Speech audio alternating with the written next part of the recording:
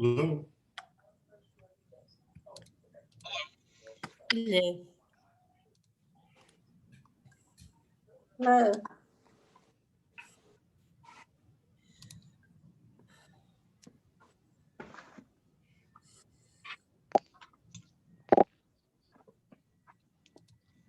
Hi all.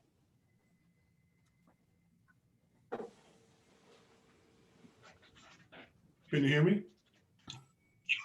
I can hear whoever. Yes, Dennis, got you. Hello. Hello. Hello.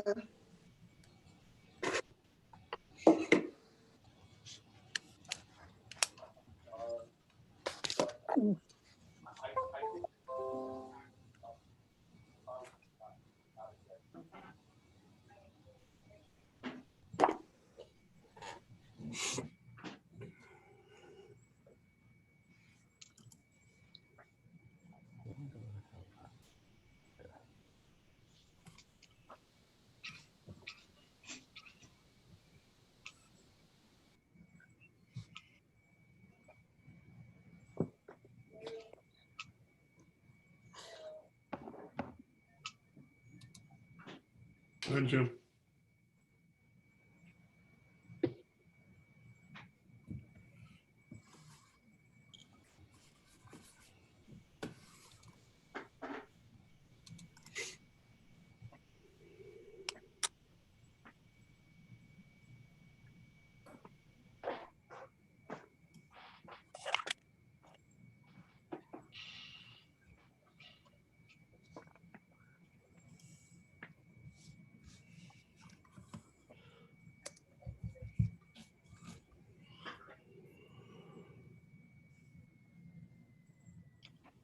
How's everybody doing tonight? Good. Good. Yeah.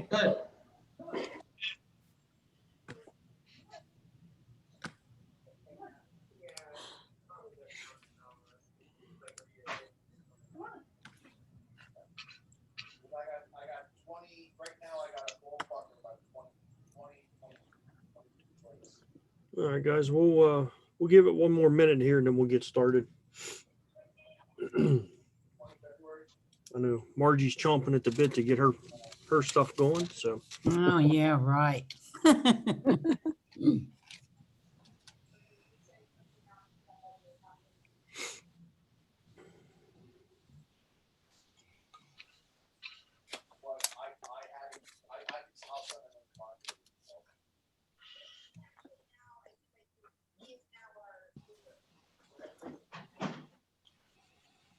Well, I'm not sure I should ask Margie or Brian, but I'm curious, how have dues payments been going so far?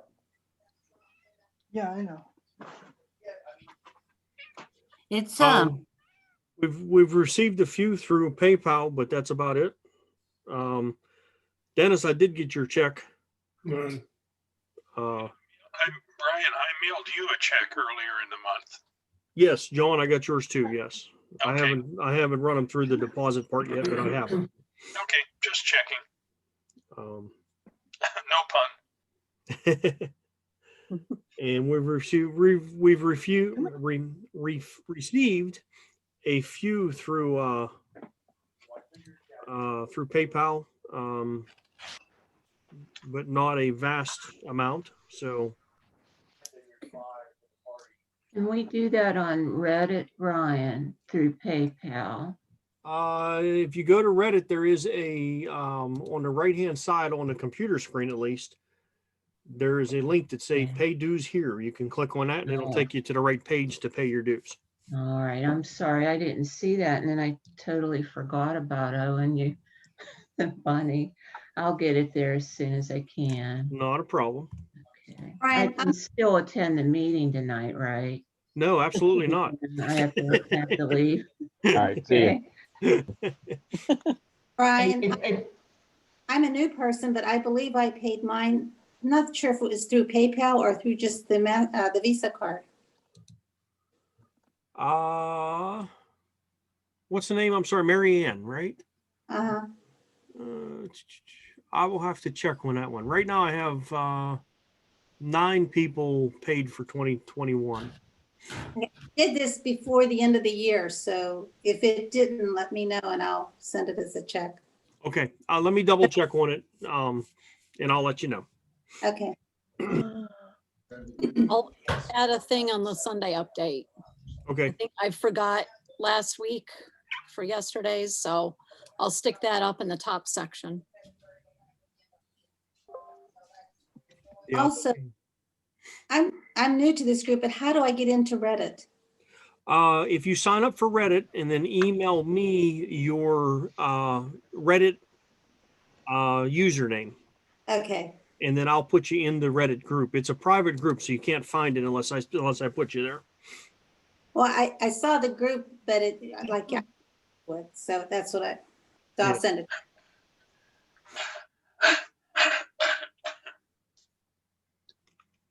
All right, guys. I just Hi, Brian. hi, Carolyn. My picture isn't working tonight. Well, at least we can Sorry. hear you. Sorry. I think you look fabulous this evening. Why, thank you. I'll accept that. I don't know why. It works sometimes and tonight it's not. Did Fred ever come by? No, he's coming Wednesday.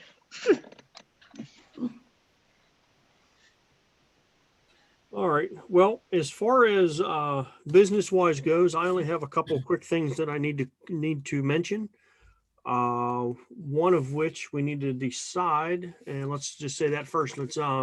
We have a photo walk scheduled for the 17th, and that is going to be an outdoor walk at a Lynn Run Park. So what we need is a meeting time and where you guys would like to meet. Typically, we just meet there at the parking lot at, what is it, Adams Falls, to get, That first lot that you come to. yeah, the first lot that you come there, that's Adams Falls lot on the left-hand side. And that gets us started from there, and then we'll go from there. But what time would you guys like to start that day out? 10.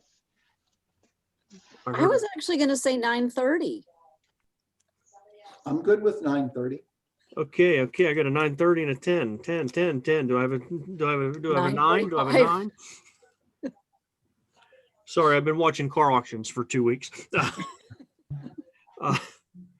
So 9:30 or 10 o'clock, what do you guys think? Either way, if I say 9:30, I'm gonna, you know me, I'm gonna show up at 10 anyway. 10:15, so 9:30, that work for you guys? Yep. Yeah, that's fine. Margie, you coming that early in the morning? No, I doubt it. Margie, You'll are be you able to coming out that day at all? I doubt it. Oh, okay. All right, we'll say 9:30, guys. Would anybody mind if I bring my dogs? Nope. Nope. If Nope, you do can't bring them. If I come, I'm bringing mine. Yeah, go for it. It's a good Nate will time for want to the play puppy with them. dogs. Yep. We take pictures of them too. You can see by the picture behind me how mean that one is. Yeah. Yeah, absolutely, Alan, bring them. So, By the way, the Okay. good news is it sounds like we might have snow Friday and or Saturday and maybe some flurries on Sunday. Oh, that definitely leaves me out. I just looked at it, just said mostly cloudy, which is fine. It said flurries tonight, so on the news. all right, well, all right, so 9:30 on the 17th, that has that under control. And the other thing I just wanted to mention is don't forget we got a show coming up. Titles are going to be due in February, I believe, if I read correctly. Yeah, I believe the way it's tentatively written right now, February 16. Okay, so I do have the dates and times for drop off. okay, March 29th and 30th from between 10 and 5. If you need an evening drop off, you can call them and ask. And we need to pick a day for an opening reception. It may not be set in stone, but just an idea. She was still waiting for him to get back to her again with more details on that. Beth, they might have changed their policy regarding receptions. Back, I'm going to say 2 years ago, when we first started talking to them about, I think they like had a preference, and I believe it was like either a Wednesday or a Thursday evening for receptions, but they may have changed that since then. Okay. I think Annie was saying maybe a Thursday anyway, so do we want to say April 8th? Since for some reason with this group, I'm thinking April Fool's Day might not be the best day for an opening reception. I think for us, that would be perfect. Yeah.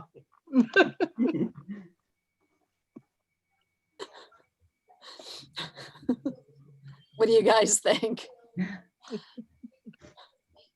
April Fools. It don't matter to me. Yeah, I What think show are we talking about? Latrobe Art Center, April. Oh, okay. I don't know what, since we're dropping stuff off on the Monday and Tuesday, I don't know whether that means that they're hanging everything on the walls on Wednesday and it'll be up and open on the 1st, or if they'll be hanging it on the 1st and it might not be ready to look at. I don't know details like that yet. I don't think we should plan on being available by the 1st, if that's No. Beth. Yeah. No. yeah, I say give I think April 8th is good. Okay. And again, we need to, I mean, we need to check with them and find out what their deal is and what their rules are as far as how things are going and all that kind of stuff. Yeah. It's tentatively proposed that we do it on April 8th. Okay. Yep. Sound good? From Yep. like Yep. 6 p.m. to 8 p.m.? Yeah, Sounds good. good. And what was the date that that you talked about when the labels are needed? Or the titles are needed? Titles, February 16. February 16. Since we have the vast majority of the dates and everything, we can pretty much put the prospectus together now and get that in our file. Uh-huh. I'm waiting for takedown date, Okay. but I can get that in.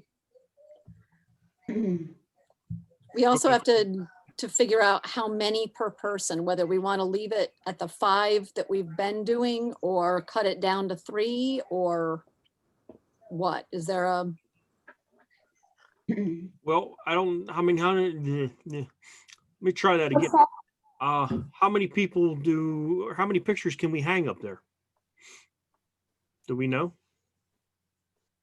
I'll offer to take a visit and get an estimate. Okay. okay, Is there a theme?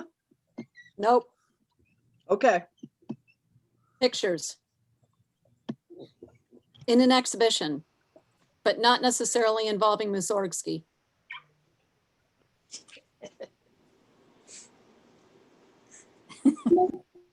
Okay. All right. So that was the two things. That was the two things that I had for business that I wanted to talk about. Does anybody else have something they want to bring up?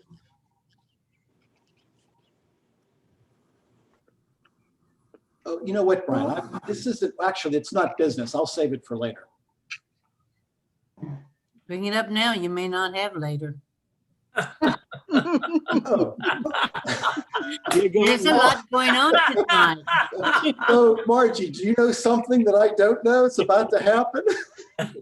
Yeah, tonight's critiquing night too, so. Okay. Well, seriously, many of you may already be aware of this, but I found this out the hard way over the weekend. I was taking some photos of my son for some, I'll call them business headshots. and I had my camera set for face eye detection, and that worked real well.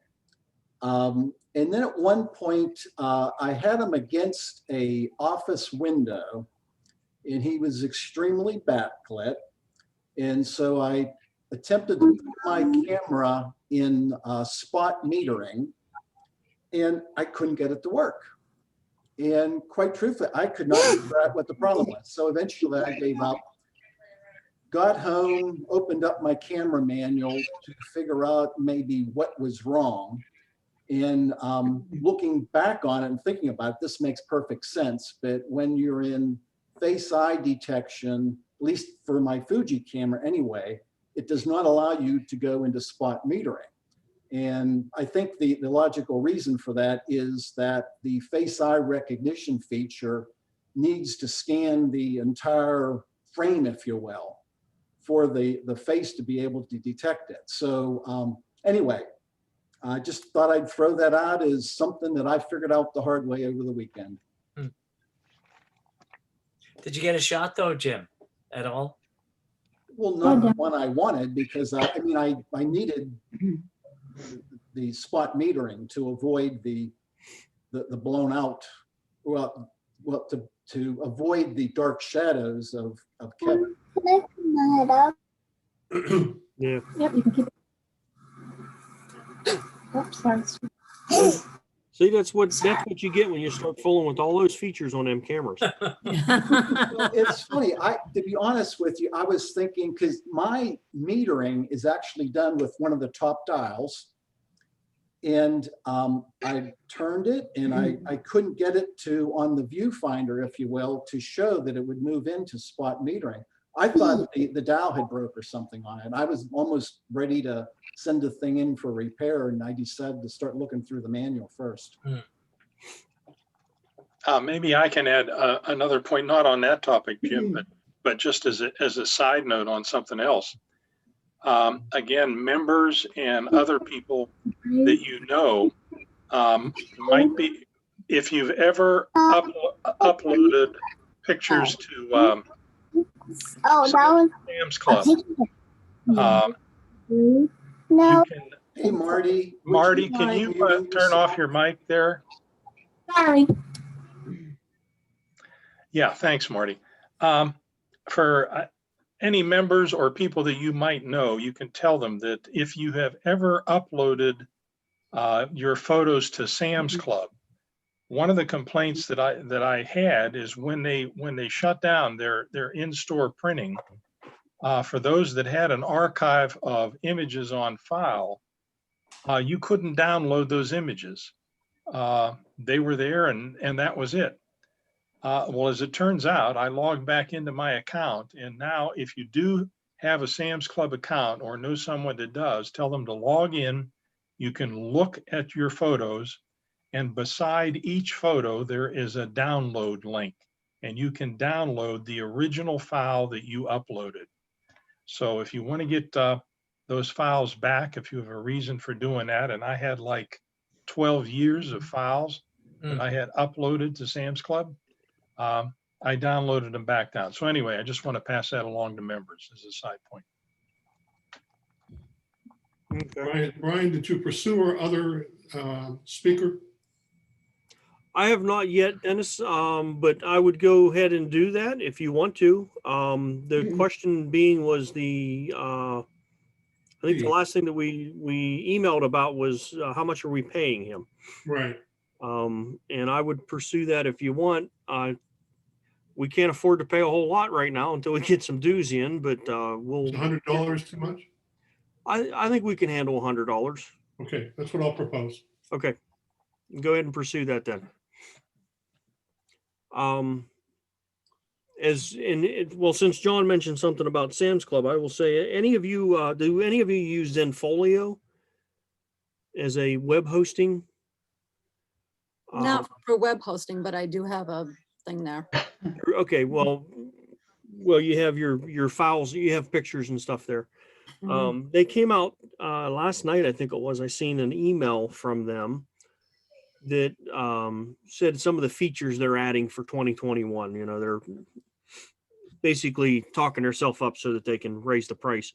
But Yeah. one of the things that they mentioned was that they was going to add face recognition to uploaded photos for them, which I thought, oh, well, no big deal to me, right? I don't care.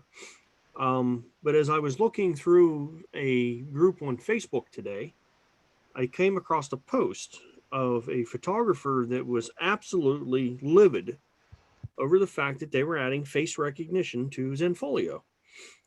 And she wanted to know what her legal actions could be. It was in a legal photography group that I belong to stop them from doing that to her photos. She has 170,000 photos in Zenfolio, and she does not want them to be done through facial recognition because a lot of her clients are military.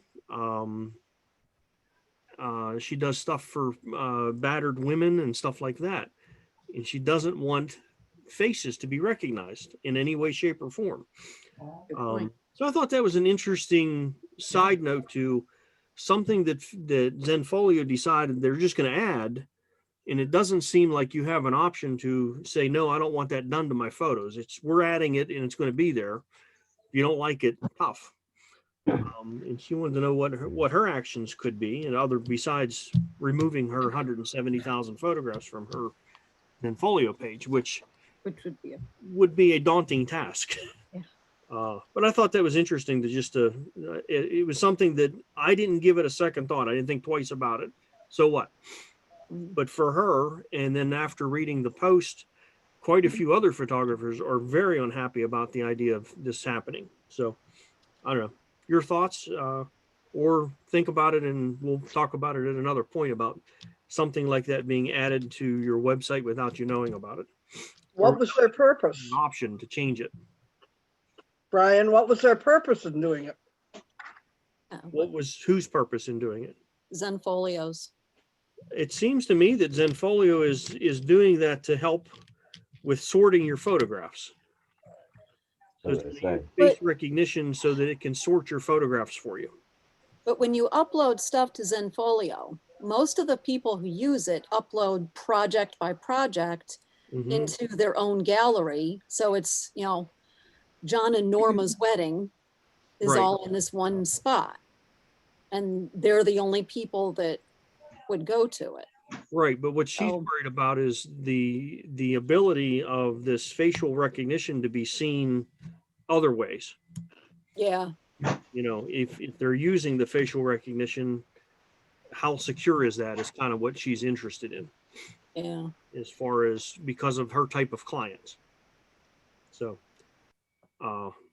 if there's enough outcry, it probably won't get universally applied. I think people need to contact Zenfolio. Yeah, it was something to consider. I hadn't, like I said, and in reading the email from Zenfolio, I thought nothing of it. And then in reading that post, it made me think a little bit more about it. So something to consider anyhow. Well, Brian, I haven't kept up with the technology of facial recognition, but at least in prior years, I thought it was like you have your own application and you can say, okay, look at all of my photos, and then it'll kind of go through and sort them. But then you have to identify the name of that grouped sort, if you will. And that may be the case. I don't know. There's not a lot of particulars yet from Zenfolio of how this is going to work. But it's just something that Zenfolio is presenting it as we're putting it in whether you like it or not. Sounds like they're trying to make money selling their photographs off to some AI company so they can train their AI. Yeah, it's that's probably what's happening on the back end. They're not going to talk about that. Yeah. So anyhow, it's like I said, it's in a group that's all about the law, photography and the law, and I'll keep an eye on what they're saying in there to see what they come up with as time goes on. And there's a bunch of lawyers that are photographers are in there, and will most certainly be digging into the information. I guarantee it. So. Not too long ago, and I forget why I was doing it, but as far as face recognition goes, Maybe he just did a test of some sort, but it was amazing how it went through my photos and with some of my grandchildren, was able to group them from the time they were literally a newborn baby to their current age of anywhere from 4 to 12. But it just, I mean, it astounded me. With an adult face doesn't change extremely, but obviously from a baby to a young child, to be able to group those together, it's just phenomenal. Yeah. And it must be able to, when you give it a group of photos like that, it must be able to kind of look for aging, like from year to year, if you will, to kind of piece it together. So Brian, does that mean that one should not rely on cloud services, but rather have, backup on their own home system to have their photographs saved rather than cloud services? I don't know. Both. I don't know the answer to that as far as that goes. I personally back up on home systems and not cloud. So, but that's personal for me. That's the way I do it.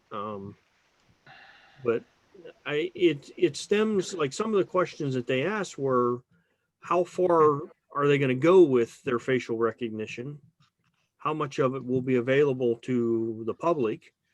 Will someone be able to go and post a picture of their own and say, find me these pictures, and they'll pop up, so that they can find, like her concern was, her clients that are staying away from their ex-husbands and stuff like that.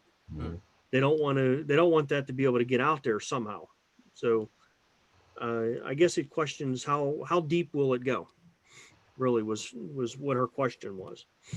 On the back end, that's definitely possible, and it just depends on how deep your pockets are, whether or not you can get access to that service. Yeah, so something to think about. I don't know. And then they got into the discussion of how more and more places are going with no passwords, where they're using facial recognition as a password. I mean, if you have an iPhone now, that's pretty much the way you get into your iPhone. You just look at it and it opens up. Yeah. So I don't know. It stemmed a fairly good conversation that I enjoyed reading today about it. So anyhow, I thought I'd bring it up. Okay. Anybody have anything else they want to bring up before we turn the meeting over to Margie?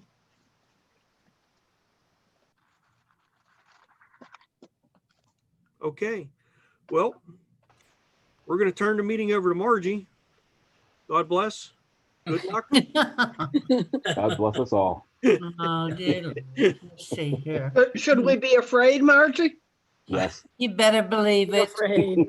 Be very afraid. My one friend at work is a big, very, very deep Catholic, and he speaks a lot of Latin, I guess it is, that they use in the Catholic stuff. And he comes over when something's not going to be good before he talks to us about it. He blesses us with some Catholic words. If I could remember them, I would have done that, but I can't remember the words. So. You do realize that I can just go right ahead and pick up a good movie, insert it into my DVD, and leave you all to yourself tonight. DVD, that's so old school. No, that's old technology. Come on. Well, actually, I am having a problem with my DVD. It's an old DVD / VSR, and no matter what I do, I can finally get sound on it, but I cannot get the picture on it. I'm going to try another HDMI. If that don't work, then I get DVD. All right, guys. So I'm going to go ahead and turn the meeting over to Margie. She's going to do, we've got some speakers. File management. Talk a little bit about file management tonight. And then we're going to move over into some critiquing that Margie's going to be leading us along in. So Margie, without further ado. Y'all see my screen? Yep. No. Yep. Yes. Yes. Okay, y'all see it, Ryan? Uh-huh. Yeah, I see it. I see all kind of files and oh, good Lord. Yeah. Yep. Okay, file management. I'm going to start it, then we'll have Beth, Jim, and Dennis show us their file management system. I use Windows Explorer. I've always used it. and I really do like it. The first thing I do each year is I go and I make up a new folder. And then I put in, well, this is going to be 2021, enter. Now I've got 2021. When I bring my pictures in, they're all going to go underneath 2021. As you can see, it stays nice and neat. Now, I brought these over from my external hard drive just to show you tonight. But anyway, I like to keep 2 years on my Windows Explorer, and the rest goes to my external hard drive. But just for the purpose of showing you what it looks like, this is what it looks like. Even on my external hard drive, when I save everything over, it's a mirror image of what I have on my Windows Explorer. Open 2020. Why? Want to see it? I'm going to show you. The reason I'm going to open up 2027 is because I have some JPEGs and some NEF Okay. files in No, here. that's fine. But this is what we do when we have Yeah, it. yeah. It'll go by date. When I bring it in, the files will have the date on it and the year on it. And depending on which program I was using, I can write in what the name of the folder is. Yeah. But I usually go ahead and bring it in without the name of the folder. Then I will go down and I will add the name of the folder. And this on NEF files is where I'll name my tags. I'll go into that more in a moment. Okay, if we go down to, and I'm going to use this one because I have NEF and JPEGs in here. So just picking, I'll just pick any of them. Let me get you guys out of my way. If you look over here on the side, the right-hand side, it shows you all the information you pretty much need as far as the camera that I took at the time I had, and all of the settings automatically. It doesn't matter which picture you're on, it's going to show you that. You can also right-click, go down to properties. You can add tags here. And like I can add,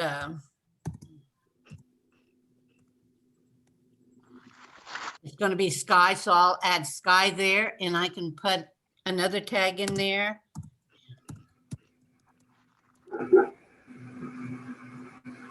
Then if you go to details, it'll also give you the date taken, the size, all the information you need on that.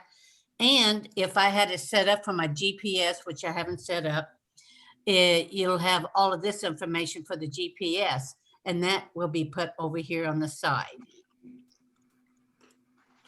When I do my search, I can search by folder, I can search by year, I can search by all pictures, and you'll come up here and put in what you want. And as you can see, I did several searches, and it'll bring up all of that you are looking for. Another thing is when you have, I don't need to show you that part. Let me show you another part. When you have a JPEG, now this is a JPEG. I have already taken it into Lightroom, did editing, and saved it. When I saved it as a before and after file. And I did that through Lightroom. Now over here on a JPEG, you can go in here. Now I had 3 stars in Lightroom. It brought it over from Lightroom, the 3 stars. Now, if I want to change it, I can add another star here. I can add a title here. I can add author, the comments. You got a comment box you can add here. And it also has all of your other information, and then you can go ahead and save it. Once again, this is only on JPEG files. NEF files, you have to do it in the actual heading. Like this here, you have to right click and add your tags here. You cannot do it otherwise. And that is the one thing I do not like about this program, because on the NEF file, I'd like to be able to go here and add all my tags, but I can't. I have to add them here, or I have to add them over here under the main folder. When I import them into Lightroom, they get imported in the same way. And you can see it'll be 2012, 2013, 14, 15, and so on. When you import them in to Lightroom, to keep it so that it looks identical to your Windows Explorer, you have to go up here and add. Click on the add. It adds photos to catalog without moving them. So you will get that mirror image in Lightroom that you have on Explorer. And when you save it to your backup file, you'll get that mirror image into your backup files too. I never keep my external hard drive hooked up to my computer. I never do that. Others do. I never do that. And I always bring it in this way. Now, when I bring something in and I have pictures in there, let me cancel out here. Any tags that I add, or any information like stars that I add, will automatically be brought over from Lightroom into Explorer when I save it back into Explorer. Any questions so far? I have one. All right. I have one, Margie. So I was doing something similar to that, but then when I move it into Lightroom and then move it over to like a picture over to the Photoshop, it would always say that my scratch disk was full because of all the pictures on my computer. Okay, I'm sorry. You're cutting in and out on me. When you move it into Photoshop, what? It would say that scratch disk was full, and then I wouldn't be able to do anything. So that's why I had to move everything to my external hard drive. So I don't, your computer never crashes? Yeah, hold on. I've got a dog barking and I've got static coming from me real bad. Did somebody else make out what she was saying? Nobody? Don't worry about Yeah, it. Margie. She said that when she was doing something similar to this, but once she moved from Lightroom to Photoshop, Photoshop would give her a warning saying that the scratch disk was full and she was unable to do any work there. Yeah, we went through that once before. Right. You really go into your properties, into your Photoshop, like I had showed you how to do. Yeah, I did that. And did it work? No. It worked for 2, and then it stopped working again. That's the only thing I can tell you is by going into your properties, make sure your property is set up. DL, do you know that you do that? Once I moved all my pictures onto my external, it was better. Okay. I don't have that problem. So I cannot tell you what the problem is. But like I said, my properties, the way I've set up my properties, that's one of the first things when I do Photoshop is I go into properties. And if you have not gone into properties, you really do need to do that and set some of your settings up. That's important. And if you haven't been into properties before, you're going to probably go, oh my gosh, what the heck? You know? Something else you need to remember is save your photos. I had a glitch in my photos, as several of you all know. And if I had not saved them to my external hard drive, I would have still had them, but they would have all been JPEGs. And or several of them, not all of them, but several of them clicked over to JPEGs. But I didn't worry about it because they're still raw on my external. So always, always, always save it to your external hard drive. And like Brian says, try to save it to 2 external hard drives, because I did have 1 external hard drives go bad. Never, ever, ever save all your photos on flash drives, because those things I've had go bad. And I mean, I have some nice flash drives, but I've had them go bad. Not only that, but there's no organization there. So always get a good external hard drive and save your photos to hard drive. Margie, I do have a question. Yes. You were talking about adding your tags, which you Yes. did with Sky Living Room, Right. to your NEF file. I'm assuming you do all of this in Windows Explorer before you import to Lightroom. Not all of them, no. Well, I mean, you do your tags and stuff before you import to Lightroom or not? It just depends on what mood I'm in. Okay. There are times when I do add them, but there's a lot of times I don't add them, and I just do it all in Lightroom. Because Okay. whatever I add in Lightroom is going to come back over here.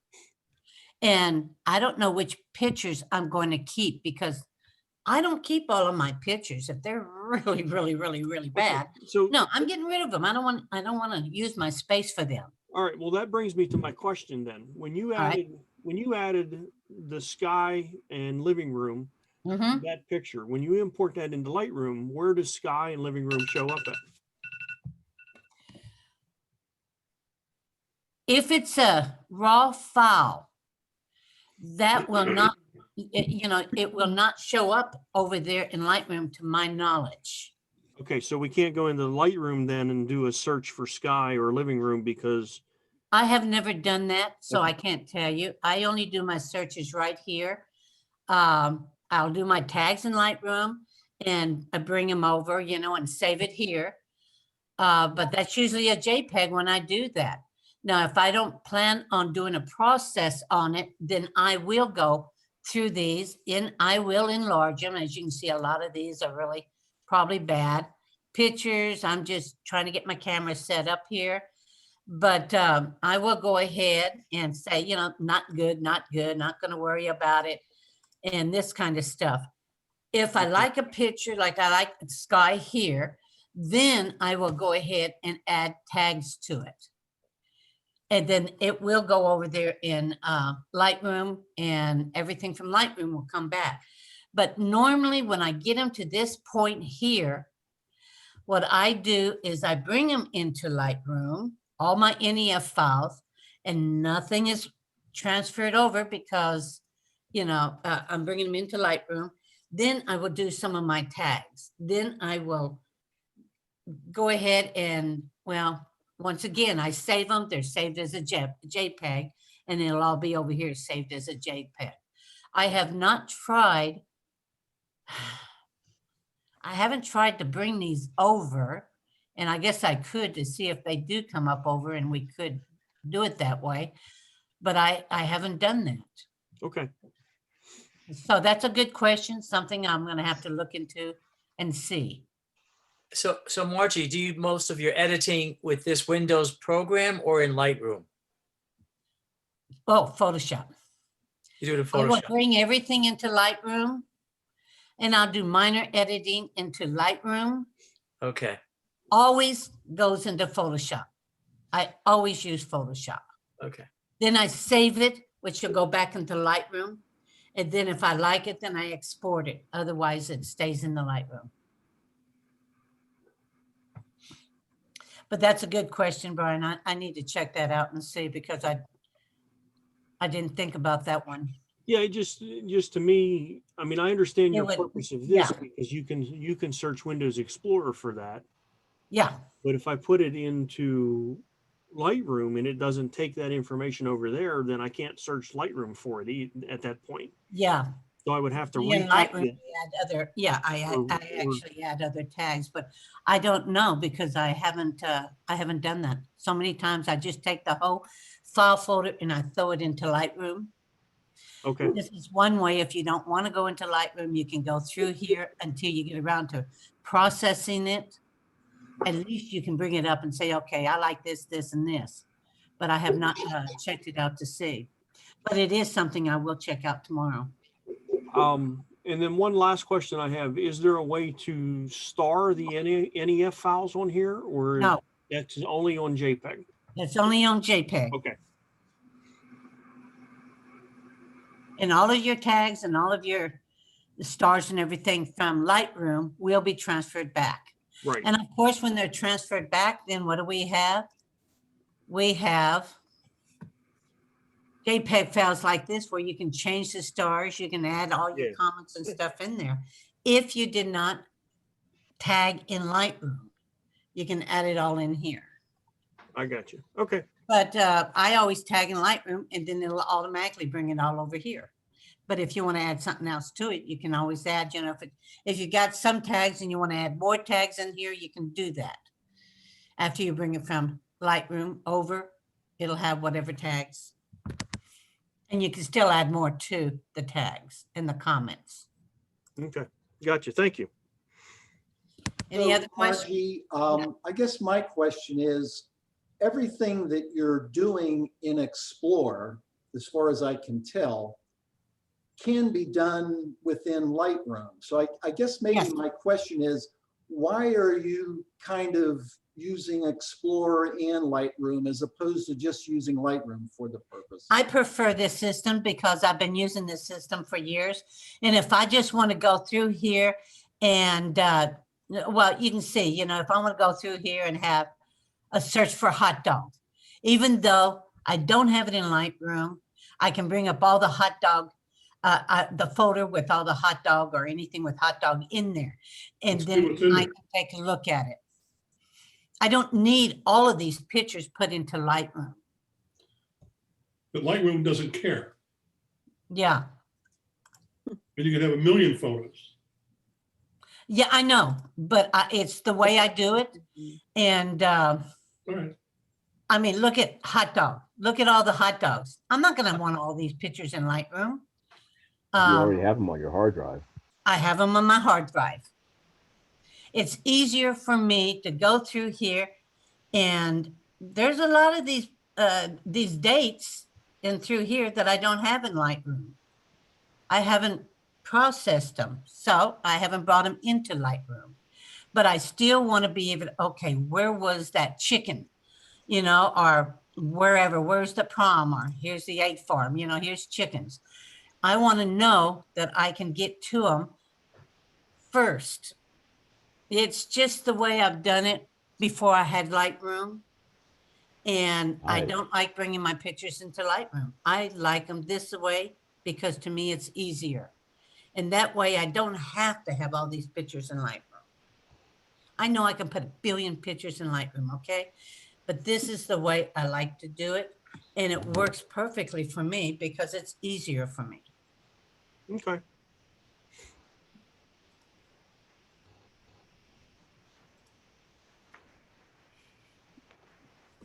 Anyway. I have a question about Photoshop. If you have a second. Is it possible to change the location of the scratch discs? Yeah. How do you do, Used to do be. that? I'm looking online right now. I'm not You seeing where actually can have to change get it. in and change the code on it. It used to be And- you had to, for scratch disk, you could pick what drive you wanted to use. Right. And then, so you could pick an external drive that's like 4 terabytes if you wanted to. Yeah. And then Yes. specify how much of it, whether 50% or 75 or whatever. And you do that all in properties. You can do all of that in properties. There was one Someone else other was asking thing. about a scratch disc being full. If you just move that around to another disc, that'll solve that problem. Yeah, Yeah. You have to have another disk always Well, that's true, attached though, for it to work. Yeah, she And it did. also Yeah, needs to be some things relatively fast. Yeah. External drives they're okay, but yeah, you want something a little bit faster. another thing is up here on the top, you can view it by having the extra large icons, small icons, tiles. You can go right on through here, just details. you have more of a control on the way you look at it. For those who don't know, Windows Explorer is the place where you have all your files and folders. I mean, your documents and whatnot is software. So it's good to get to know Windows Explorer. But anyway, that's the way I do it. I keep mine in 2 different places besides the external hard drive. So I'm going to get out of here, if I can figure out how in the world to get out of here, and let Beth have it over. Beth, Okay, you want to take over? we're still viewing your screen. Yeah, hold on.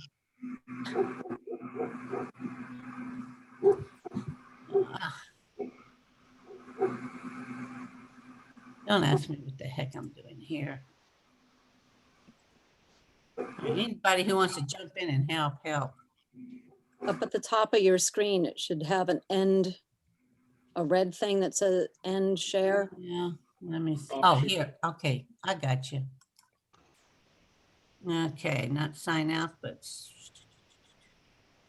All right. Now, I did this last time. I got right out of it, so.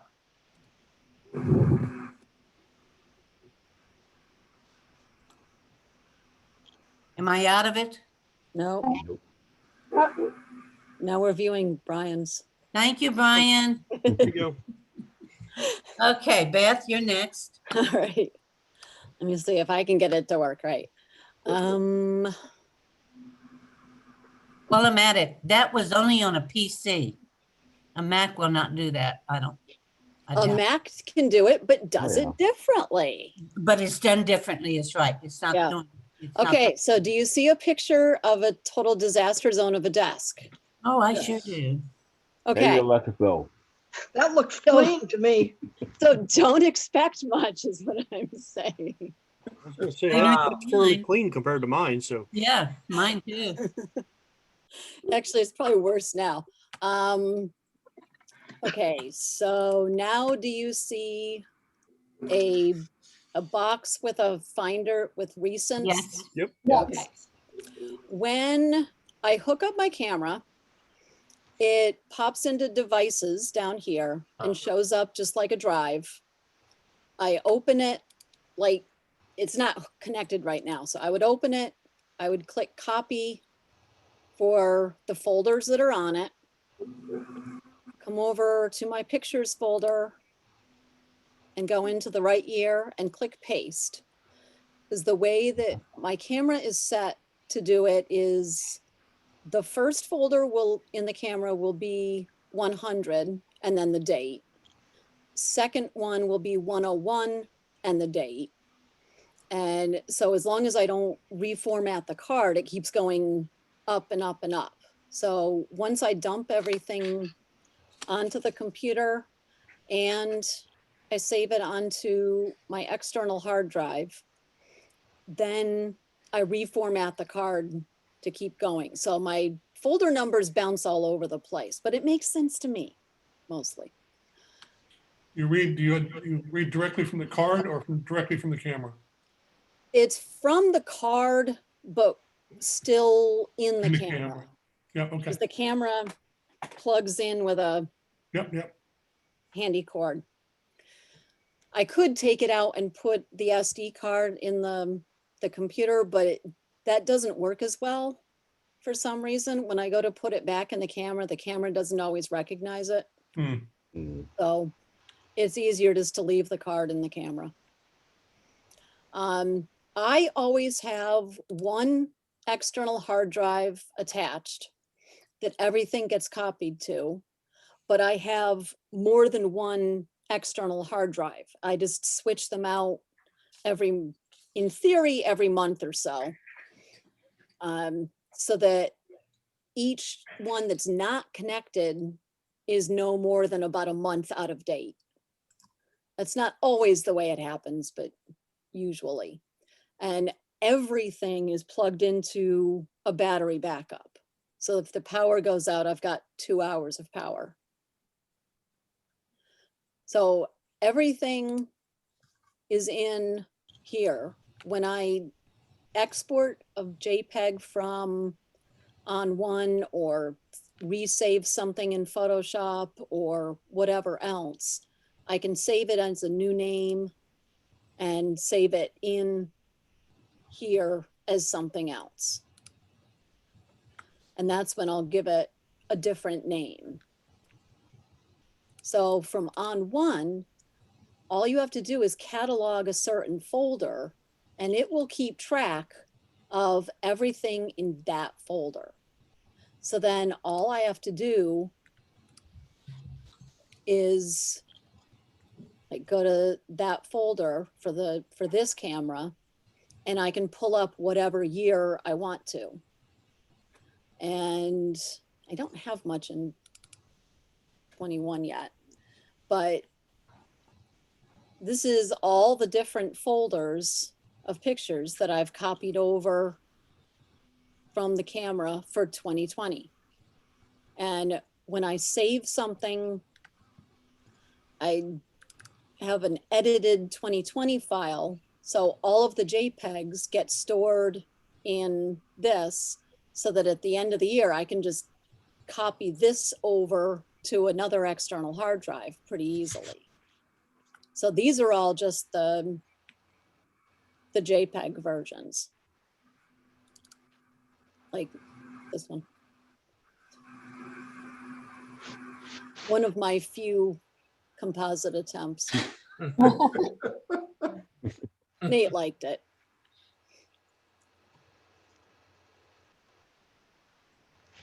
And it's, once I have something up on one, like this folder, if I've edited anything on it, it gives me this little tag in the corner. And I don't think I did any unusual shots in this one. If over here on the right, on one will tell you what lens you are using. So let's see, did I remember? Yes, I keyworded these. This one on my camera, I can tell it what focal length the lens is if it's a non-electronic contact lens. So all the lens babies don't tell it anything, but I can put in that it's an 85 millimeter. So I know from that it's the Velvet 85, and I can add keywords right here. So I'm getting better at doing keywords. I'm trying to get better at doing keywords. So most of the Lens Baby stuff is keyworded with Lens Baby and which one it is, because there's no other way to keep track.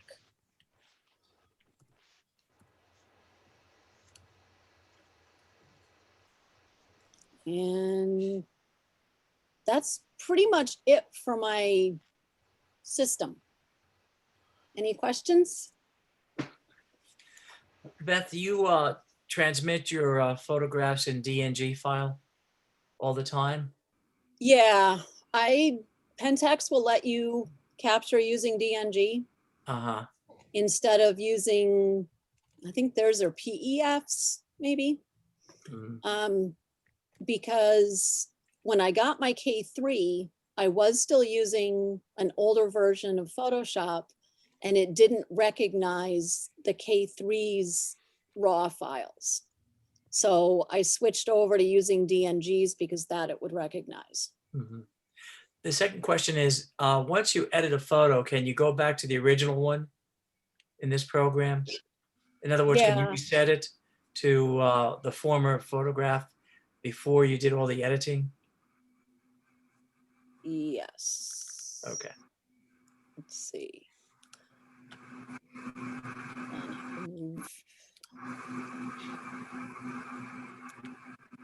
If you come down here, you can do reset all, Okay.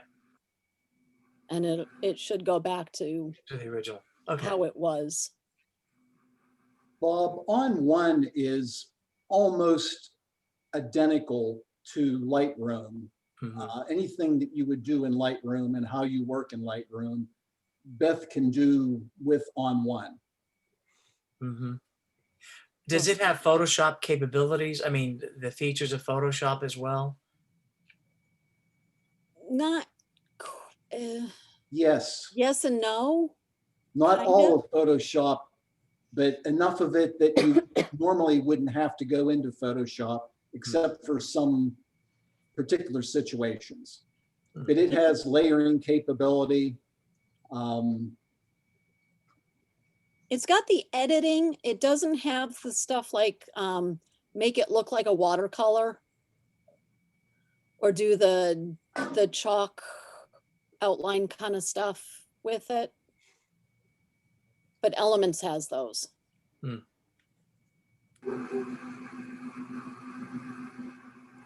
Does this have AI like Photoshop and all that? Yeah. Let me- It has a minimal amount of AI features, not as much as Luminar, but it seems like each version that it comes out with, there's a little bit more AI to it.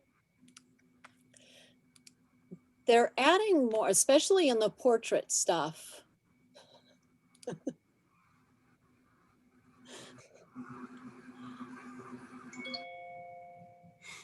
Hey, there's that facial recognition. Well, by the speed that this thing works, I would hope if it's goods and folios would be better than that. This will do a fair amount of stuff using some AI. The newer version, because this is still the 2020 version, the newer version can do more. Now, do you have to pay for updates or they give it to you free? Updates within the year are free. If you want to go to the next version, you'd have to pay for the next version. But it's usually cheaper than a full year of Photoshop and Lightroom. And you don't have to. If you don't want to, you don't have to upgrade. And you can still keep using the old version. Old version. Hey, Bob, I don't know if Brian has posted, it was December's SWIG meeting. We over on one photo raw in some detail. If you're interested in it, there's at least a little bit more information available during the SWIG meeting. Okay. Thank you, Beth. Oh, any other questions? Nice. May not be entirely logical, but it works for me. Usually. All right. Okay, Jim, you're next. Alrighty. So the problem when someone who's retired and it's January is I had plenty of free time. So I actually made up a brief PowerPoint presentation on this. Hey, like I say, I'm tired with time on my hands. Hold on here.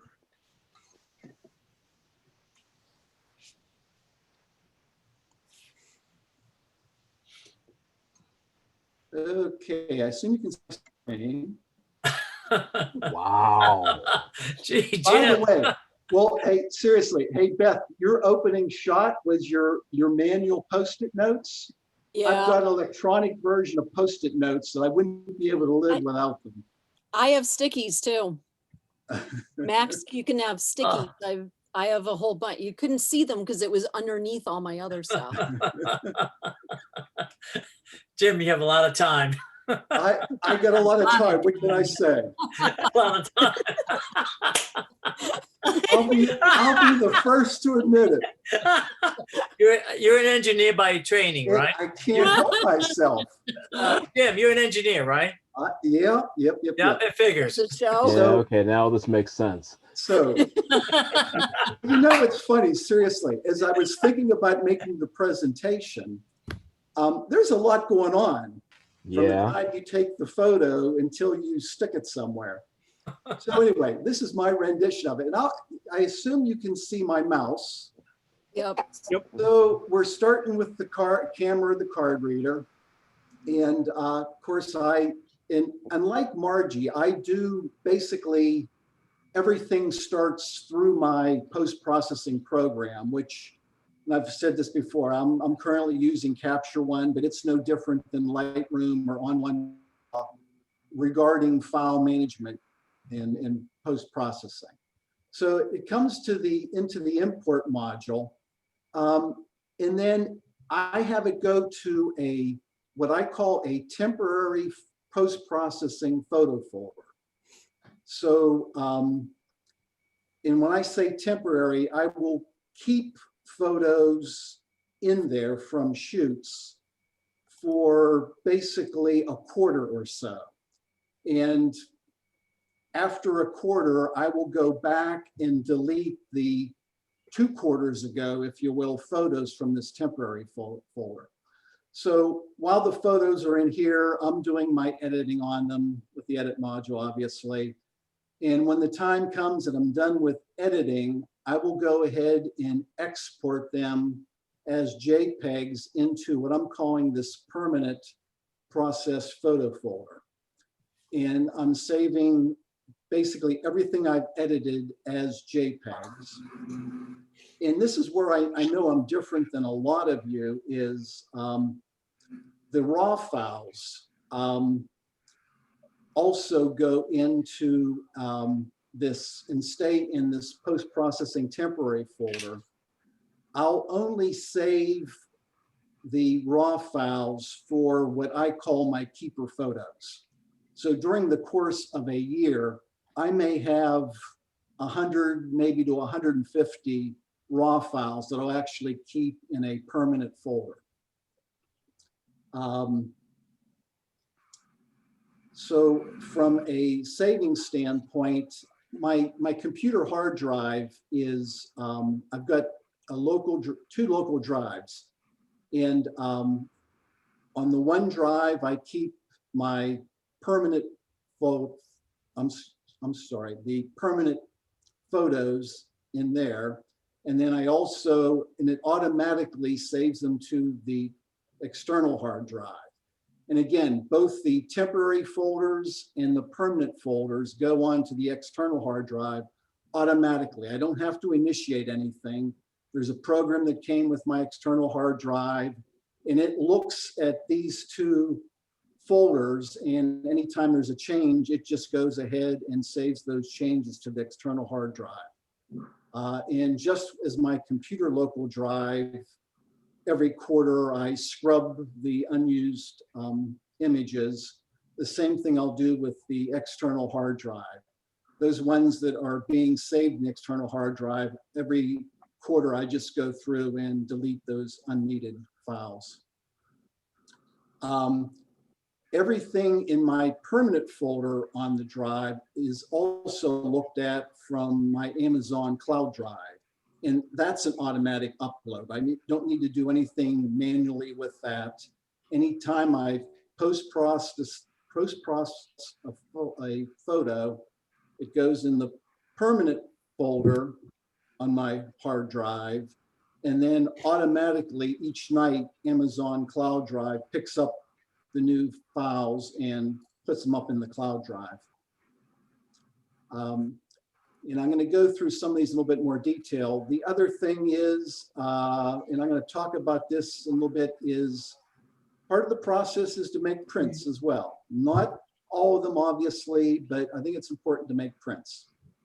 The other thing I'm going to cover in a little bit more detail is the use of albums and collections, which is my option. Rather than using keywording, I use albums and collections for that purpose in order to be able to do searches. So if you've seen enough of my diagram, so file name convention. Upon import from the card, the camera card, I automatically, if you will, on import, rename the file names. And similar to what Margie was doing, it looks like, I have the year, the month, the day, and a sequence number. And then I also add the location of the shoot. So in this case, this is next Sunday on the 17th. We go to Lynn Run State Park. All of the photos, when I come back, I'll import into Capture One. and rename them using that method. Now, depending on what type of shoot it is, I have another method where I get a little bit more specific. So if most of the photos were taken at Adams Falls, or if maybe even half of them were at Adams Falls, during import, I'll set this up where it'll automatically rename all the files, Lynn Run State Park, Adams Falls. And so that would be part of my search criteria in the future if I wanted to find my photos from Lynn Run State Park. That information would be on the file name as well, along with the date. Can I ask a question real quick, please? Sure. What happens if you have it at Lynn Run and then you go up there to Stoddstown and then you go to the Diamond at Ligonier? Okay, I got your question. Yep. So when I import, at least, and I'm pretty sure that Lightroom could do the same thing. You don't have to import the whole card at once. So if I was at 3 locations, I would import the first location first with its name, import those. Then I would select the photos from the second shoot location, change the name accordingly, import that batch, and then go to the third location and repeat that process. So I'd have 3 imports rather than just 1 import. Okay, good. So in this case, Margie, I'm very similar to you as far as file folder organization. The only thing that's different is I'm doing this all within Capture One, but you can obviously see that it's mirrored in Windows Explorer. So I have a photos folder, a major folder, and then an individual folder for each year. And then within each year, separate folders for each shoot. So in this case for 2020, we did 2 photo walks, at least that I went to. In February, we went to Phipps, and in October, we went to the Pittsburgh Zoo. So all those photos are stored in those specific folders. And next, on Sunday, when we go to Lynn Run, in my 2021 folder, there will be a separate subfolder for those photos as well. I just wanted to cover briefly my image call and processing steps. That's the biggest headache, I think, when I come back from a shoot. So, I import the photos into that folder, and I go through the folder or the photos basically one by one, and I either give them a 1-star or a 3-star. And the 1-star is don't bother with it, there's something wrong with it. If it's a 3-star, I'll consider it for some basic processing. And then when I've gone through all the photos doing that, then I'll just use a filter on that folder to show the 3-star photos and go through and do a kind of a preliminary processing on this group of photos. And then if hopefully in every shoot, I have at least what in my mind is an above average photo. It might only be 1, it might be 3 or 4 of them, but I'll assign those 5 stars to do some more advanced processing on. And I'll go ahead and filter for those, and some later day, go ahead and finish the processing on those. And then the 4th step, so when I'm done with all the processing, I export JPEG versions of all the 3- and 5-star photos for permanent storage. And then I'll save the 5-star photos only for the raw images of the 5-star photos for permanent storage. And then I guess I already talked about. So the 1-star and 3-star raw images are only temporarily saved for a minimum of 3 months. And then after which I'll just go ahead and delete them both from my local and my external hard drive. The only raw files I'm saving are what I'm considering my 5-star photos. So the other thing I want to talk about is the use of albums and collections.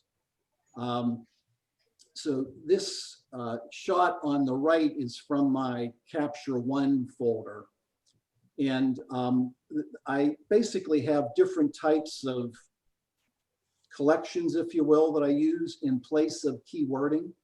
So the one is called photo categories. I don't know how well you can read this, but if we go to the Pittsburgh Zoo and I take a bunch of animal photos, once I'm done and I've processed the photos, I'll go ahead and all you do, and I'm pretty sure you just do the same thing in Lightroom, you just drag and drop them.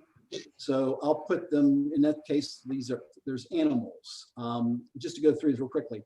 I know Rex got on the call. He likes to do doors and windows. I got a balconies, doors, and windows folder.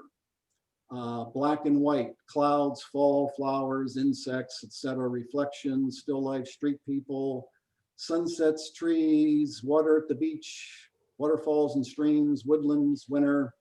So all I'm doing every time I complete a shoot is dragging photos into the various collection folders. And again, if you're not familiar with this, all it is virtual copies, if you will. You're not creating new copies of the photos, but it's a nice way to access them by subject matter. The other type of category that I use for collections are the year's best. So those, for instance, like the 5-star photos, I'll just go ahead and drag those into the year's best so that I have those constantly available if I need them. The other thing that I started doing back last year is photo prints by size. So if I go and send out for a couple of 11 by 14 prints of some recent photos, I'll go ahead and drag them into a collection of photo prints by size. And I'll show those to you in a second. Photo show submissions. So every time we have a photo show, the photos that I have in the show, I just drag into a collection. The same thing with photo contest submissions. And then if I have any special little projects going on, I'll put them in a collection as well. So the other thing I have is, what would you rather have? This gets back to printing. So all of us have these systems that we know how we've structured them. And if you or I need to find files on our own computer, you typically, it might take you a while, but eventually you'll find them. But I just pose the question, consider a friend or relative has passed away. What would you rather have from them? Would you prefer to have image files on a computer drive, DCSF1230.raf? Or would you possibly like to get from them some prints or enlargements or albums or photo books? I'm on my pedestal now. So my suggestion is print your best photos. Some have said a photo doesn't exist if it isn't printed. I know we've talked about this before.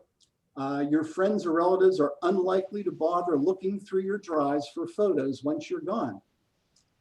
Make it a habit of printing a minimum. In my case, I make a habit of printing a minimum of 3 photos per shoot. And they're just 4x6s, and I stick them in a photo album. Considering printing enlargements of a few photos each year for entry in shows, we obviously are doing that. And then I started doing this a few years ago. Each year I take my best photos and select a bunch of them, and I put them on Shutterfly and print out a photo book. So I have an annual photo book for each year for the last 5 years. So what I'll do is, let's see here. Hold on one second here. Did I stop my share apparently? It says end of slideshow. No. Still Oh, looking here at we Jim go. Murphy's All screen. right. This is what I went. Hold on one second. Ah! You've not been to Cary Furnace? I'm sorry. You've not been to Cary Furnace? I have not been to Cary Furnace. Oh, did you see my post-it note? Yeah. I have not been to Cary Furnace. I'm sure you go. Me Well, neither. in fact, we're having a photo walk there later this year sometime. So I just Cool. wanted to show you briefly, this is my collections folder. And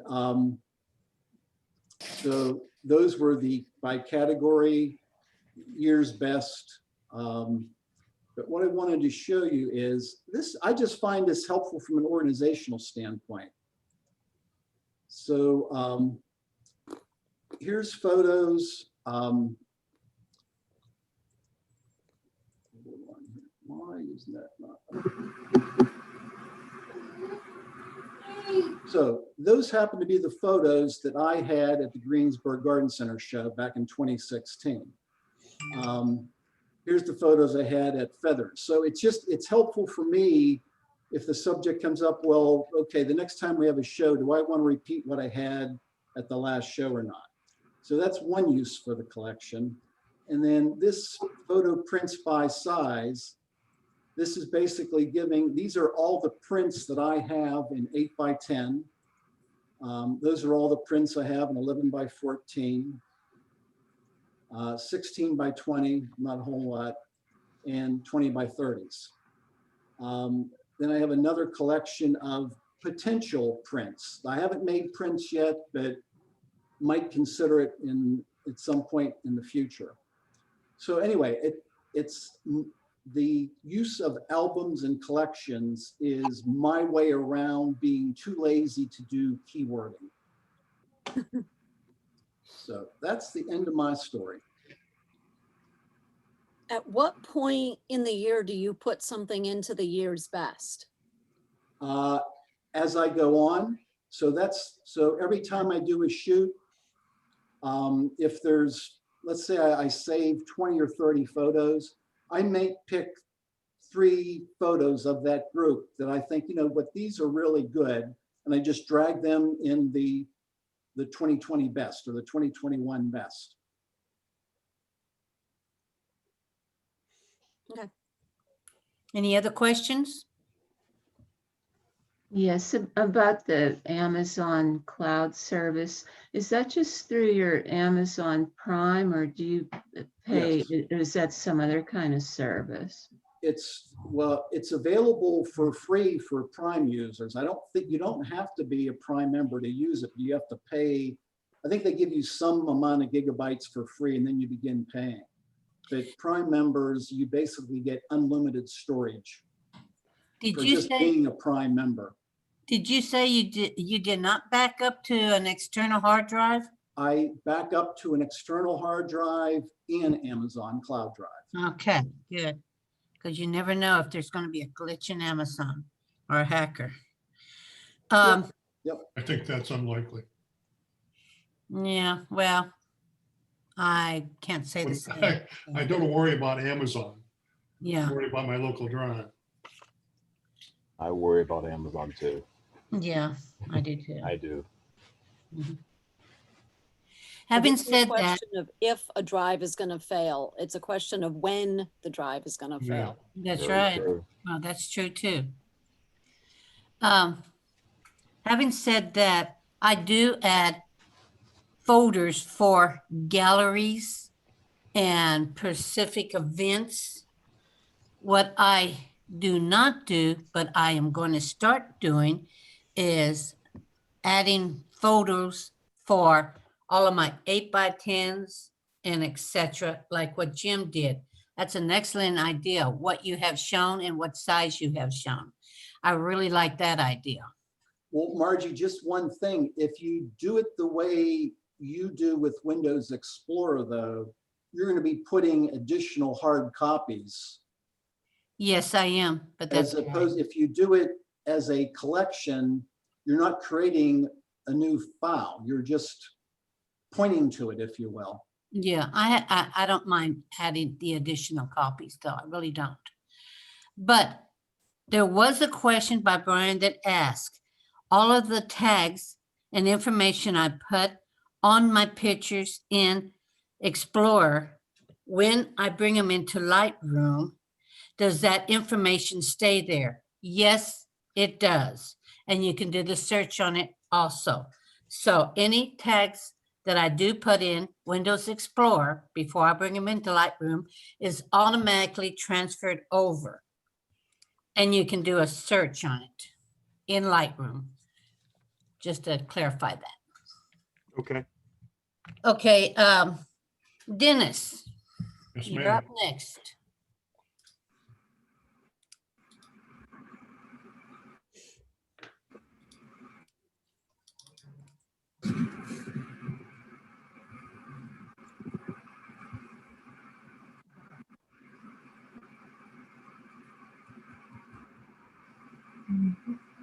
I will start Lightroom and we're gonna import a few photos.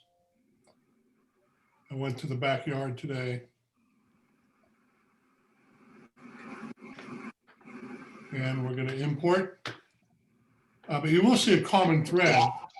All my photos are grouped by year. And then they're subgrouped by shoot. So that in 2020, I can look down and I can see Death Valley National Park, Ubehebe Crater, Ellie granddaughter, Presque Isle, BLY is Barb, hummingbird chicks.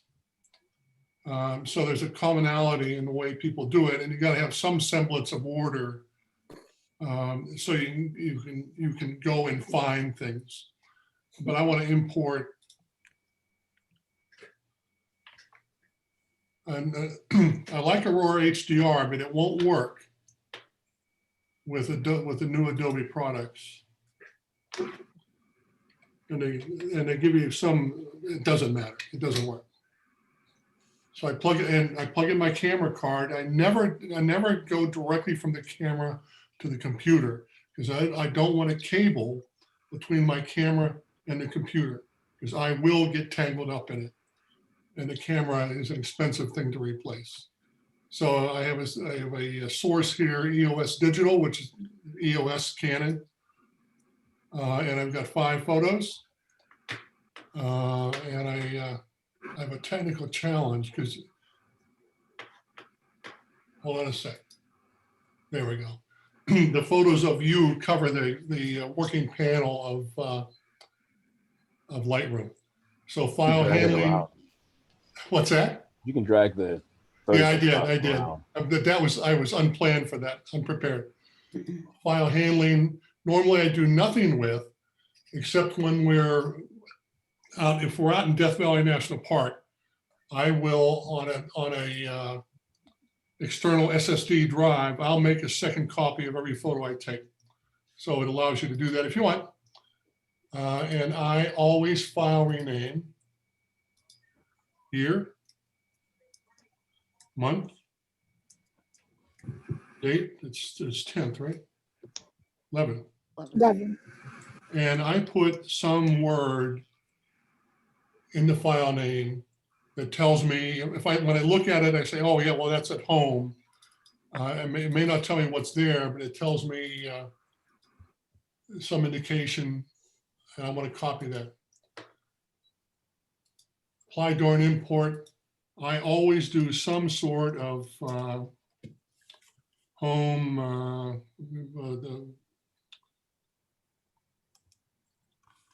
Reserve Road.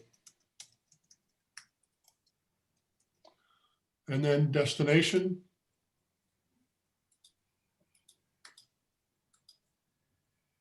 I use the same name for the file series as I use for the directory. And Lightroom automatically adds a sequence to the file name for every photo I take. So, and I can look down, it's My Book Pro, it's an external drive. All the photos are stored on an external drive locally, and that's the only place they're stored. Then every day, the new files or changed files are uploaded to a cloud location called Crash Hub. And so I've got 2 or 3 terabytes or 4 terabytes of files in the cloud somewhere. And I can go, and if I lose 2020, I can go download all of 2020 files. And if I lose them all, I can go and download all the files from that source in the cloud. But you can see here, there's an italics, a file location 2021-01-11 home, and I import. What was the name of that service again? Crash Plan. Crash Plan. Yep. Okay. $10 a month. unlimited storage. And it automatically, I do nothing. But every day, every time it checks to see if there's new files, and I only upload the photo files from the external drive, but it does that automatically. It's transparent to me. But if I go and look for it, the files are there. The only hidden downside is if you went to Comcast and said, I'm going to download 4 terabytes of files, that's not going to be free. You would have to, you can pay, or you'd have to break it into pieces so you can download a terabyte a month. But so far for me, that's worked. I've never had to go and call on it, but it's at least reasonably comforting. And you can see the files are in the catalog. Little house that hangs by the one of the trees in the backyard. And then if I want to, I normally, if I want to print one, I do everything in Lightroom. So if I wanted to print this file as a 8x10, I would take and make it 8x10 for the print module, but I would do nothing else. I'd print it and it would be fine. I would not necessarily make a copy of an 8x10 photo. I just have never thought to do that. And then if I want to do something in the way of group them, I would do a collection. Here's a Coma Pueblo in New Mexico. So I might group photos there that I like. Some worked on, some not worked on. So some remain in color, some in black and white. And if I were going to do I wanted to do prints for somebody, here's some family photos taken by Lori Klein, a professional photographer, up in the Adirondacks. So, and I did make prints of these, and I would group them in a collection, and I'd leave them there. And if I needed to change them, brighten them, darken them, put in some sort of a vignette, I would do that.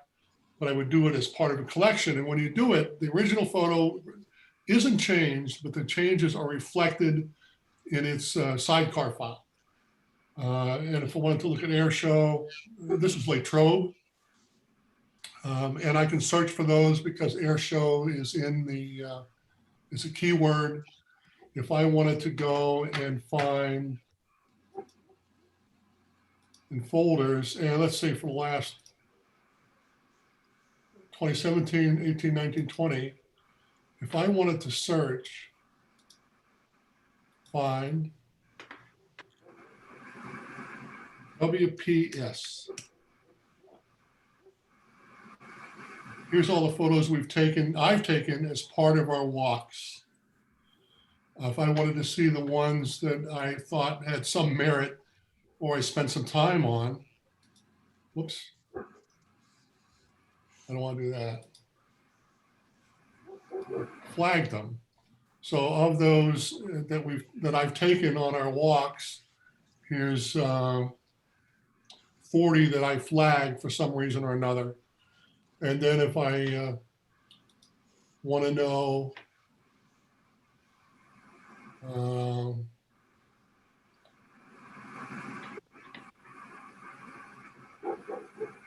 I don't know, that's cute.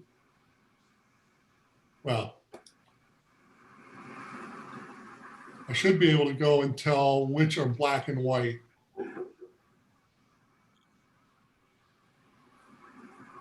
But I don't know how to do that at the moment, so we're not going to do that. So if you want to know how many are 5-star, or how many are tagged with a blue tag, you can do that and search on them after the fact. And I find it fairly quick. I mean, if I want to search all the photos over the last 20 years,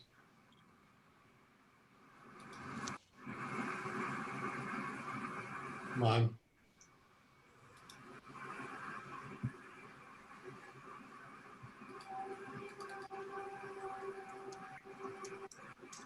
search on flowers, a few seconds, it'll give me 20 years worth of flowers. And depending on how well you've keyworded, you could search for red flowers. But it's the one thing that I don't do that I probably should do is I don't keyword at a low enough level. I keyword at the shoot level, but not necessarily lower than that unless I've gone in and worked on a flower and I add a keyword that says red flower. Then I could go search for red flowers. But everything I do is done through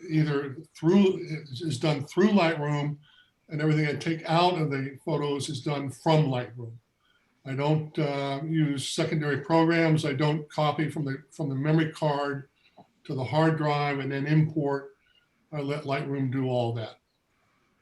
And for the most part, it works pretty well. But as you hear, you get a system. And the system you're comfortable with is the one that you use. Any questions? So Dennis, you do it in, you have two areas. One is the year and then the other one is the collections. No, I used year and then shoot. So, or whatever it is. So here's some photos by Michael Gordon, who Barb and I have spent time with in Death Valley twice now. The last two winters we've gone to Arizona, and he's a photographer that specializes in Death Valley. And he takes photos of you while you shoot, and these are his. So he sent them to me and I put them in a folder and imported them into Lightroom. So I now have them as part of my catalog, although they're not my photos. And here's we talked I think last week about the photos from the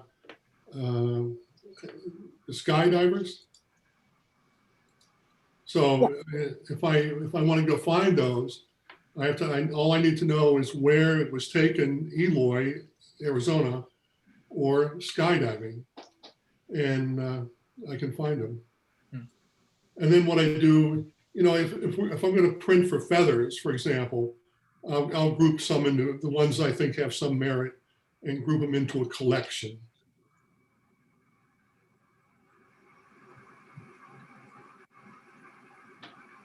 You didn't skydive? No. Although, I don't know, were you here? Did you see the happy guy?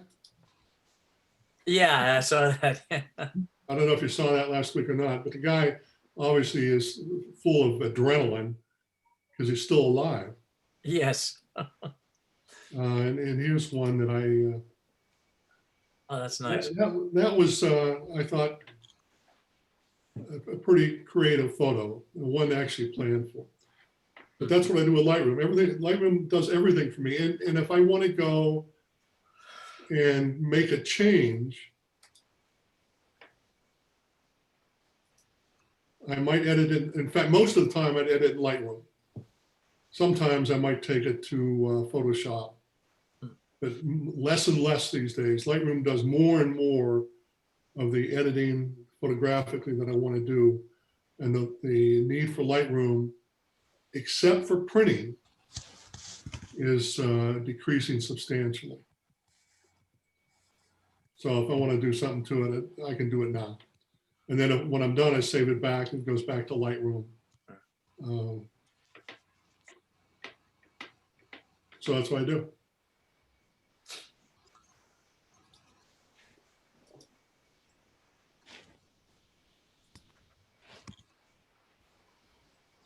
Any questions? No?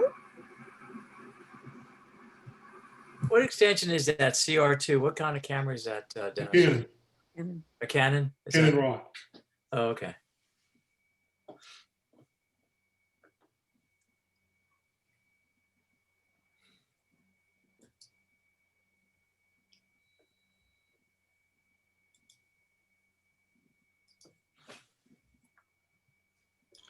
I have to agree, Lightroom has got a real nice setup.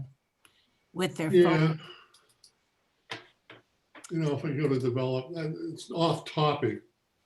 But if I want to do, the other thing, I think Jim mentioned it, that he goes through and he calls photos into groups of, these are ones, these are threes, these are fives. I find that I don't do that except after several weeks of letting the photos percolate. Because when I take the photo, I have some embedded expectation of what the photo is going to look like.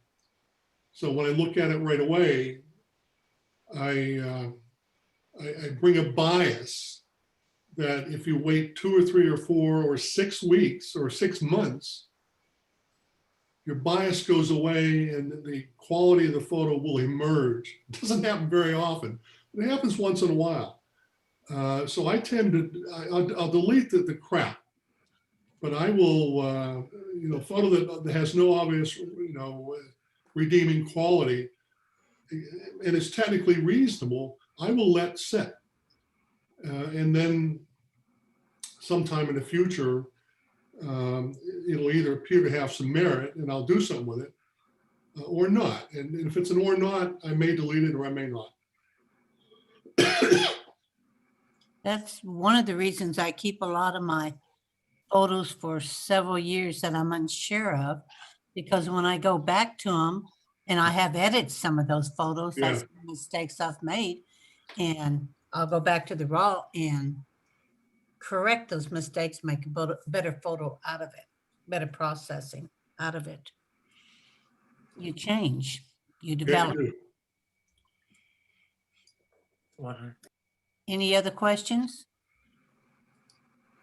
The only reason I have not gone into Lightroom to do all of my cataloging, I haven't been with Lightroom that long. I'm a Photoshop. No, that's and if you look, if we go back 20 years, it's a hodgepodge of, I would group, I was inconsistent. Yeah. And I did what I thought was right at the time. So the early years are much more inconsistent in the way the files are named. Yeah. Dennis? Yeah. Being that your photos go back to 2003, how large is your catalog file on your computer? It is, if I take all the photos, 4.4 terabytes. Okay, but that's of the photos themselves, but the catalog file, because I keep the photos on a separate hard drive, but the catalog file I leave on the main computer because it accesses it faster. Yeah. Does that make sense? What I'm? No, that's fair. Hold on.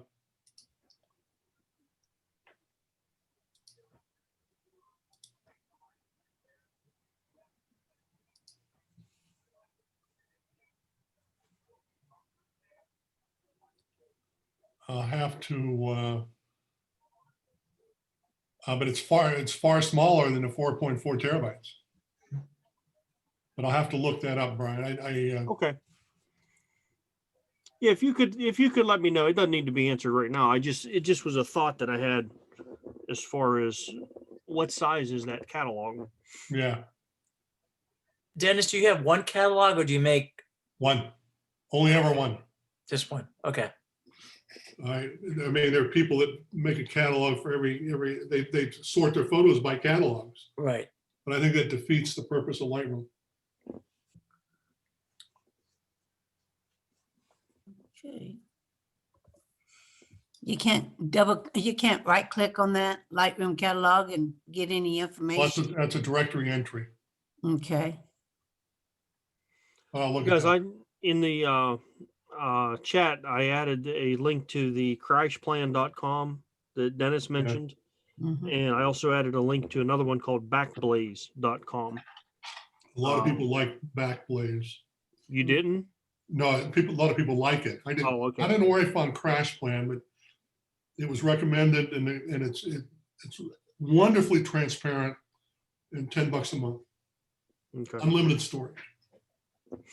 I know Backblaze has been around for a while. Yeah, Yeah, I know Paul was a Backblaze user Yeah. when he was with us, and he talked about it on occasion. So anyway, I throw those up there.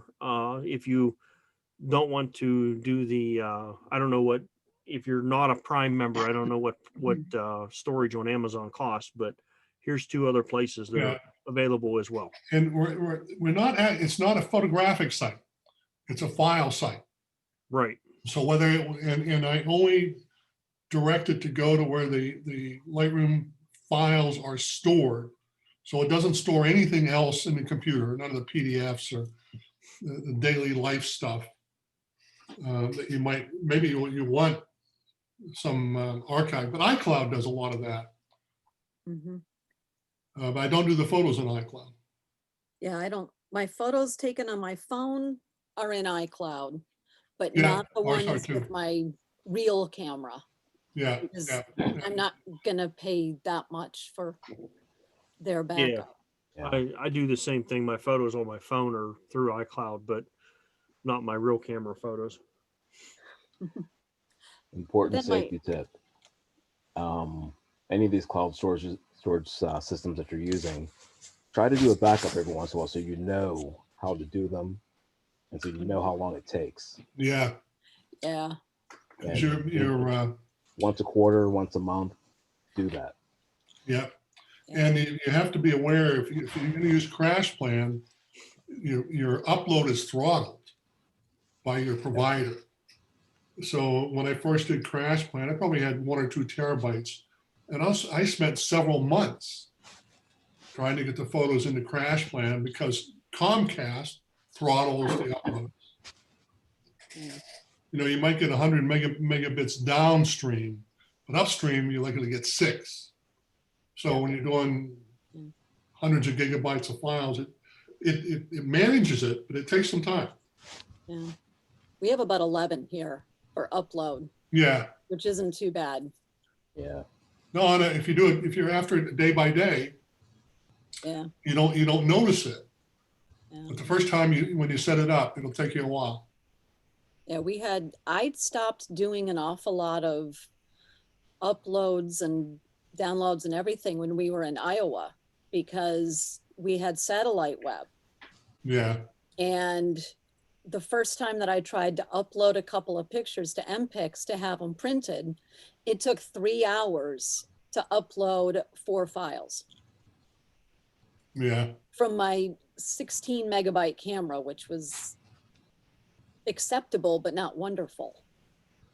So I just ran a upload test on my computer while we're talking and doing video, and the upload on mine's at 48.8. That's pretty good. Who do you have? Atlantic Broadband. Oh. Yeah. What's your bandwidth? Right now the download is 279, which is slow. Normally I'm up in the 700s on that. What's your upload? 48.8. Damn. I struggle to get 17. I done away with everything except for internet in my house. So my internet is the highest that you can buy for a residential house. Yeah. From them. So it runs pretty good. Yeah, you can run everything for that. Can I Yeah, show I one get other? 230 download from Comcast. And about 6, I'm at 5 upload. Yeah, that's the reason I had to pay extra upload from Comcast. I needed it for my security cameras and et cetera that I have in my home. So I had to have a better upload.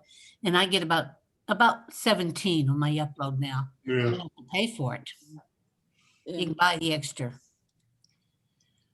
Just a question of those that are using the uploading with cloud service. Is anyone concerned about security? I mean, not just, I'm talking about surveillance and all that. Is anyone concerned about that? that they could tie in names and features of family and so forth. I mean, which is, Yeah. Well, I I, have one question. Do you have a cell phone, iPhone? I do. Yeah, I know that. Yeah. Right. Right. Trust me, that's going to get them more information than anything else. Mm, To get into the server, they'd need a warrant.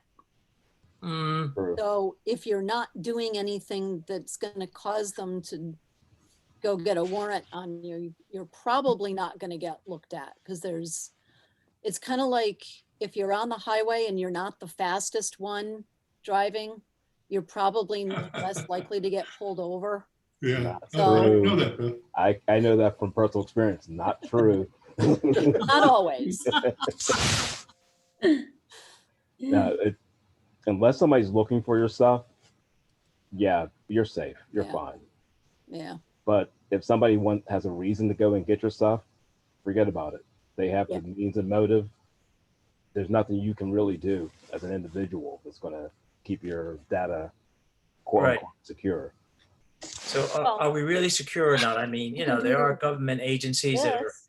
like NSA and so forth that do surveillance. I mean, Yeah, I don't know. they already know about you, Bob. Yeah, I don't worry I know. about They I already don't worry know about the you. alphabet soup. I worry about the people that they would contract to go and get your data. yeah. Mm. Well, I don't have anything to hide, so. But Sure, Margie. as far as it being safe in the cloud, any reputable cloud provider is going to be fine. It's going to be up there. It's going to be encrypted on their side. It's going to be backed up, multiple copies. You really don't have to worry about that. I mean, we've used Barracuda and Carbonite to back up roughly 15 terabytes a month every month. Yeah, I know that is secure up there. It's fine. Yeah. Carbonite's another one people talk about. Yeah. Carbonite is expensive for individuals. Unless you're going to be pushing up a lot of data per month, it's really not worth it. But the nice thing about Carbonite is we'll push, I don't know, about 200 megabytes, 200 megabits at a time, and not have any problem with those kind of speeds. We're pushing from multiple offices and stuff like that, so they're good in scale. But you know, most of your catalogs might be 2 or 3 terabytes. So you might push that. You're not even pushing that even once. You know, you're pushing just little bits of that in a couple hundred gigabytes a month, maybe.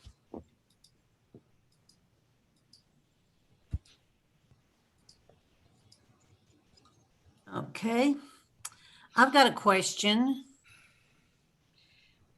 When I see a page that I want to send to me, a web page, and I want to just email it to my, into my emails, sometimes it will show up as a URL in Chinese script, which I immediately What are delete. you doing?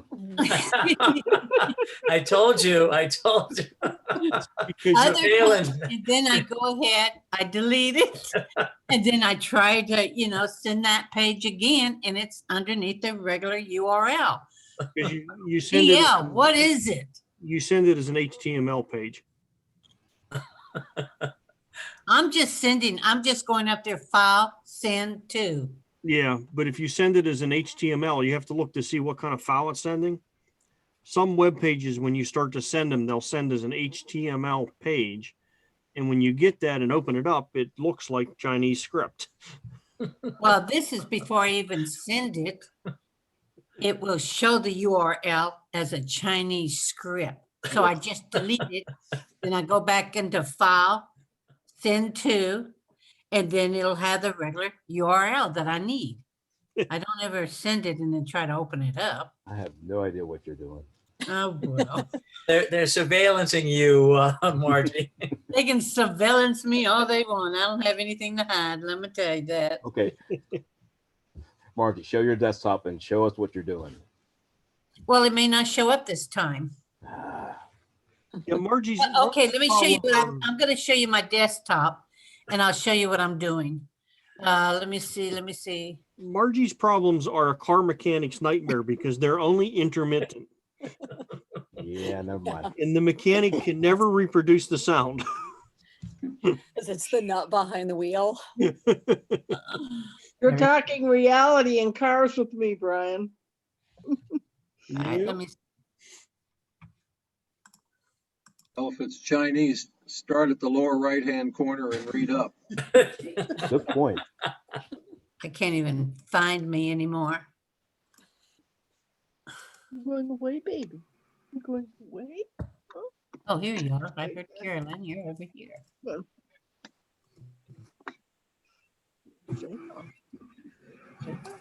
Exit, okay. I'm gonna share screen with you. You want me to show you what I do? Okay, I'm not saying it's gonna work on this now. probably not. Okay, share screen, all right? Now, y'all see my screen? Now, yes. Okay. In Reddit. Okay, now if I go up here and I want to send this page, I'll go up to File, Email Link, and it brings it up. Now this looks good, but sometimes when I do it, this will be in Chinese script. Okay, I can show you an easier way to do this, maybe. Maybe. You go back to the web page, All right, and in the address bar, highlight that. okay. You want to copy and paste Hit it? Control C. All right, Copy and copy and paste it. paste. Control C, Control V. And then go over here to File and Email And then- Link and Control. Well, yeah, Control Actually, V. I was going to say just open up an email and paste it in, but Well, that's what I did. Well, I had the same one, but you can see I pasted it in right here. okay. I can do that, but it's still, every once in a while when I do it my way, it does get the Chinese script. But yeah, I can do the copy and paste in there. That isn't any problem. That should work correctly every time. Yeah, There's a way to avoid that Chinese script. yeah. Okay, as far as critiquing tonight is not going to happen. I think we all know that. And take me out of here. Take me out. Brian, help. Okay, pause share, remote, more. How do I leave? That would, all right. Leave. Is that, okay, thank you, Brian. Okay, having said that, we're not going to be doing critiquing tonight. We can do it. Sticky notes. Jeez. Here you go. Whose is this? Who's, Brian. Mine. Yeah. Really, Brian? is that you, Brian? Yes. You're You- kidding me. No. Too Oh, late. oh Oh, my this is- gosh. Like a virus. Oh, my gosh. Oh, So, Y'all don't have any reason to complain about me now when you see stuff like that. Brian, you asked about the size of the Lightroom catalog, Yes. 1.7 gigabytes. Okay. Oh, that's not bad. That's not bad at all. No, but remember, it's only the keywords and the pointers. Right. It's not the files. Yeah. No, it's not bad. So do y'all want to do the critiquing next week? Although that's going to be on the 20th. There may be a little excitement going on. What about the 12th? What happened? That's tomorrow. Mean 13. Oh, this 13th. week. Yeah, why don't we do it this week on the 13th? That's fine. Y'all want to do it then? Yeah, so Bob DeJesus, are you feeling better? yes, fully recovered. Thank you. Thank you. Hey, Anybody Rex, else have it? Excuse me? Anybody else have the virus yet? Not yet. Not that I know of. Yeah. Exactly. Rex, you're muted. Oh, you need an answer? No, I'm fine. Yeah. Hey, Wear my Rex, mask if you want. Rex, Monty just came in and said he was at a meeting with Carol earlier. Oh, yeah, I was there. That Oh, was you the were there first- too? Yeah, Okay, well, he yeah, said there were, Carol was there. Had a look on the first page, there were like 62 of us from Voice of Westmoreland. Well, anyway. It was a good meeting. He came in and told me that he saw he asked if you were here on this Yeah, one. I was in, they put me in 2 chat rooms, 14 and 6. All right, guys. Well, it is 9 o'clock. I guess that completes our evening. Margie, thank you very much for running the Thank show you. tonight. Well, Yeah, thank you. The rest of you all did a Right. fantastic job, so I want to thank them. I'd like Thanks to- for sharing, everyone. Yes, thanks Thank everyone you. for Thank you. Thank you. participating and sharing. I come up with a few things that I'm going to add into my whatever kind of system I use this year. So it definitely will not be the Scott Kelby system of last year. That was a horrible idea. So it did not work for my Sounded type of good. photography. Yeah. And I'm starting over. I went and got a new hard drive. And Yeah. So, all right, guys. If there's nothing else, I guess we can call it an evening. It's 9 o'clock. Okay, and I'll Good see y'all evening. Wednesday night. All right. Good night, Hi. everyone. Take Bye. care. Bye. Anybody want to buy some Steelers tickets? Sure. No. I'm Wednesday going night. to London Bridge too. Yeah. Bye. Good night. Good night. Good night, guys.